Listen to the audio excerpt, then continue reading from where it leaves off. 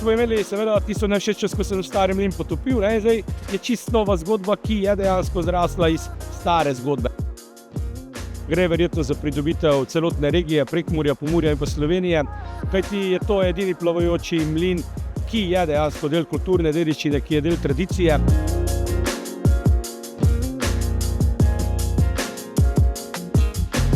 Sredstva, pridobljena z NOO-jem, za naše podjetje pomenijo hitrejši razvoj in napredek, vpeljavo trajnostnih inovacij v naše dnevne prakse. Betonarna 2.0 in pa gradbeništvo 4.0, sta oba projekta, ki sta zagotovo pionirska na področju zelenega in trajnostnega.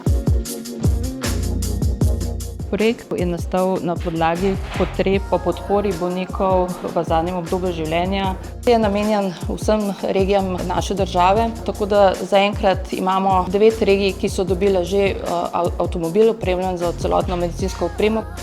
Tukaj ljudje, ki delajo, to so ljudje z veliko začetnico, absolutno.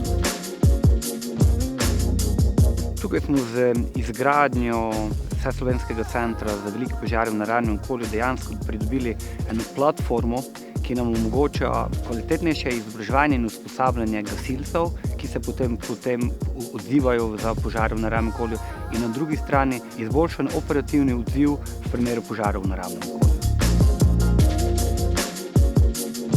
Z izgradnjo prizidka na Srednji šoli tehniški strok Šiška smo pridobili nove prostore v pritličju, razdelilno kuhinjo z jedilnico, prostore za druženje, v prvem nadstropju 5 učilnic. Ta prostor so vzeli za svojega, zato ves čas živi in vrvi z utripom dijakov.